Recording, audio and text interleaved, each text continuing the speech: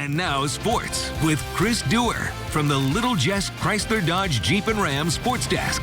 Well, as season openers go, tonight's Quincy Notre Dame Keokuk Girls Showdown offered up maximum star power and the potential for a real classic of a showdown. All the fans were out. They were dancy. We had coaching luminaries with both J.D. Gravina from Western Illinois and Courtney Boyd back in her hometown recruiting on the night, taking in a little of this action early on. Advantage Sage Stratton on the cut to the hoop. She makes the bucket. Kendra Boatman, who might have been the object of some of that recruitment tonight, making her presence felt early with 4 straight points for Keokuk, getting to the rack with relative ease in this one. She can do that, as we know. The All-Stater has all kinds of talent and all kinds of weapons in her repertoire, and you see her with a strong take there. 4-2 at that point, and then all Quincy Notre Dame the rest of the way. It starts right here with Sage Stratton sending one out to Lauren Hummel. She can't finish, but Jenna Durst is there to clean up the mess and do that very nicely. More interior fun in this game,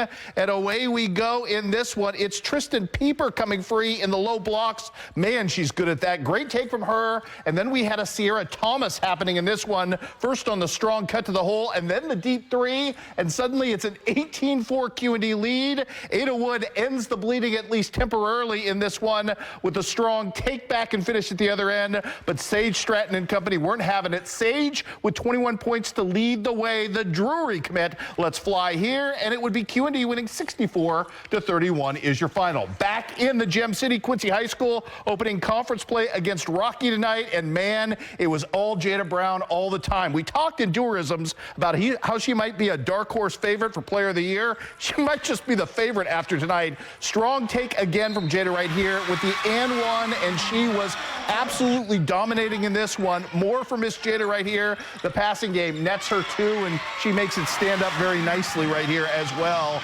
More from Jada Brown as well, breaking down the defender and backing up the defender for 2 more of her 31 points on the night. Oh, Jada, she hurt him and hurt him bad tonight. How about we add a little more fun from other players? Madeline Hamby letting fly for 3, and then Miley Longcore fights for the ball and gets 2 from underneath. All Quincy High School in this one as they knock down Rock Island and win this one 64-42. By the way, Jada Brown also had 8 rebounds and 3 steals on the night. Other girls basketball scores to pass along tonight at the Lady Hornet Classic. Unity all over West Prairie, and Pleasant Hill Western 20 points better than Payson Seymour. The Macomb Lady Bombers improved to 5-1 in the season with the big win over Mercer County.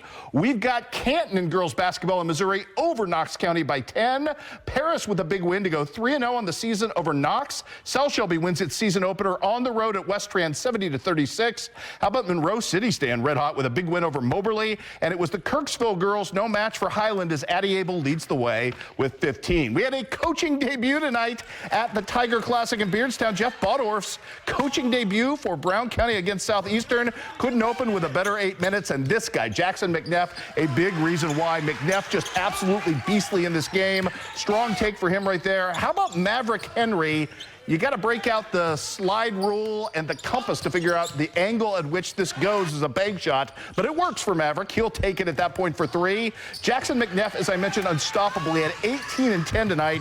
Here off the Drew Markert miss, he's going to clean up nicely, killing it on the offensive glass. Southeastern had not scored to this point. Griffin Tiffy about to change that, as Mr. Tippy's going to get the strong take from the middle of the lane and kind of get the unique floater to go for himself, but this was just way too much fun for Brown County. They opened this game on a 17-2 first quarter run. Again, more of Mr. McNeff, this time from Carter Havens, and then Havens working the fun all on his own along the baseline. Brown County gets the win in this one. 46-29 is your final. Other boys scores tonight in Illinois. West Central stays red hot with a big win over Hardham tonight. Lots of balance in that one. At the Saukey Turkey Tournament, it was Central, first game since football, putting up 33 points and getting the win over Western in that one. We also had Porta AC upending and upsetting Payson Seymour in the night, and up at the Spartan Tip-Off Tournament, low-scoring affair sees Macomb beat Illini West. Let's take you to the Gene Bergschneider Invitational over in New Berlin tonight. Our first look at route,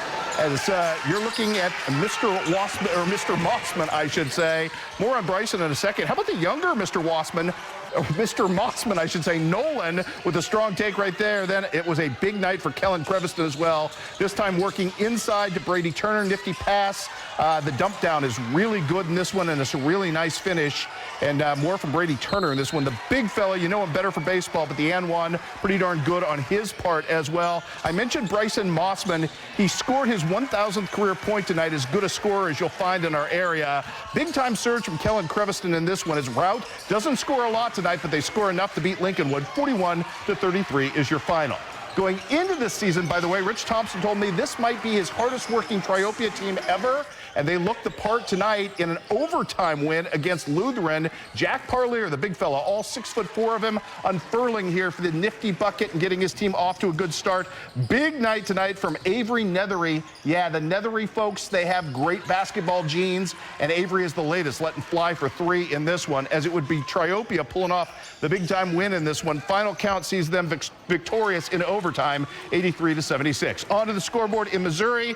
Van Far stays red hot with a win over La Salette Academy. Bowling Green, despite missing all those guys for football, ends up with a win today over Hannibal, 61-56. Knox County fell by Canton as Preston does the deed in this one. Another big game for Preston Brewer. Also Monroe City, huge win tonight over Moberly. Mark Twain with a nice win over Paris, and it was Highland falling to Kirksville in this one. Got a little college basketball to bring you. John Wood tonight taking on St. Louis Community College. This was not a pretty night for the Blazers in this one. Tabby Smith trying to keep things alive for the Blazers, and he had the early take in this one, but his team was playing from behind throughout this. How about a little more Tabby Smith? He would eventually get the three-pointer to fall here, but not a great night for the Blazers. They end up losing to St. Louis Community College. 81-65 is your final, and quickly through the college scores. Western Illinois, big win tonight on the road over South Alabama, 64-63, your final in that one. The Culver-Stockton men continue to struggle. They lose at home tonight to William Penn.